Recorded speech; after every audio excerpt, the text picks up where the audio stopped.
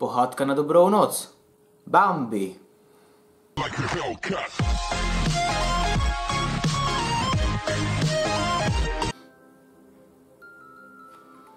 Jedného krásného jarního rána vzbudil zajíček Trump přítelkyni sovu.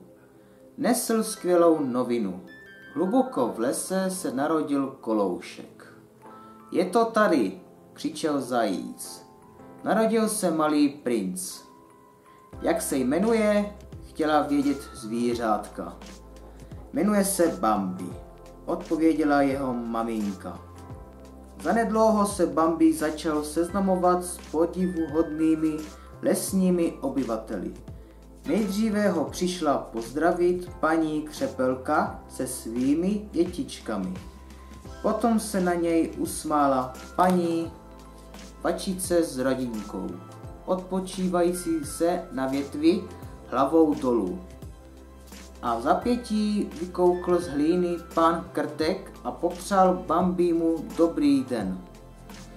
Malého prince přiletělo pozdravit i hejno ptáčků, modráčků.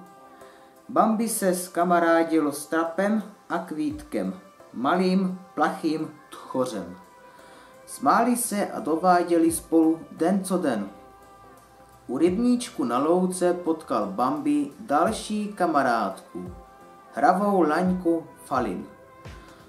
Léto a podzim uplynuli Bambimu v šťastných hrách. A když přišla tuhá zima, Trump učil Bambiho bruslit po zamrzlém rybníku. Bambi nikdy předtím neviděl nic podobného. Tak už se neboj a pojď to zkusit, pobízel ho Trap, klouzající se po ledu. Voda je tvrdá jako kámen. Potom do lesa zase přišlo jaro a s ním mnoho změn. Bambi vyrostl v krásného silného jelena. Dospělí a jeho kamarádi Trump a Kvítko. Přítelkyně sova je zasvětila do tajů jarního flirtování. Byla si jistá, že ji o něco nevidět ztratí hlavu. Tím zmínila, že se brzy zamilují. U trojlístku kamarádů byla slova staré moudré sovy k smíchu. Je přece nic nerozdělí. To platilo jen do chvíle, než Kvítko potkal jednu rozkošnou tchoří slečinku a úplně ztratil hlavu. Bambi poznal, že přišli o kamaráda. Než bys řekl švec, zamiloval se i Trap. Teď byl na řadě Bambi. Na louce potkal překrásnou laň. Byla to jeho kamarádka Falin. S Bambim se zatočil svět a najednou si připadal lehký jako pírko. I on ztratil hlavu. Bambi a Falin skotačili na louce jako za starých časů, když byli ještě koloušci. Bambi však nebyl jediný jelen, kterému se Falin líbila. Zakrátko se mezi ně vrhl jelen Rono a vyzval Bambiho na souboj. Bambi a Rono bojovali jako o život. Znovu a znovu do sebe vráželi parohy. Nakonec Bambi souboj o Falin vyhrál. Od tého dne se z Bambiho a Falin stal pár. Jedného podzimního dne ucítil Bambi něco divného. Kouř. Hned potom se objevil velký jelen. Byl to Bambiho otec. Král lesa. Hoří les, volal. Pospěš, musíme říct ostatním, aby se ukryli na ostrůvku uprostřed jezera.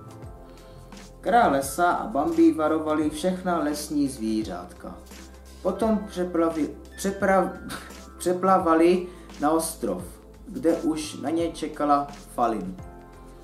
Bambi a jeho kamarádi bezmocně přihlíželi, jak oheň ničí jejich lesní domovy a všechno kolem. Když oheň dohořel, obrátil se starý jelen k Bambimu.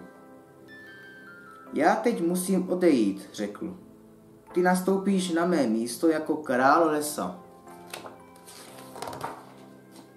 Bambi věděl, jak velká to je zodpovědnost a byl připravený ji přijmout.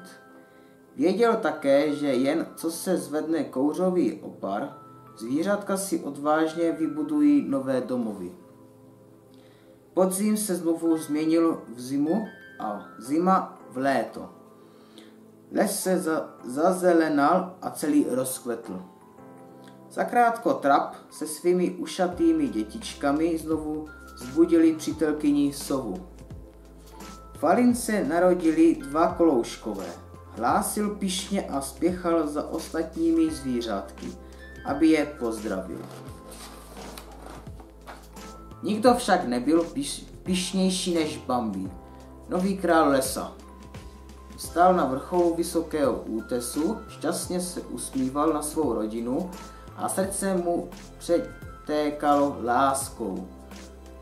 Brzy Bambi své děti zasvětí do lesní moudrosti, které se kdysi dávno naučil i on sám. Like a Hellcat.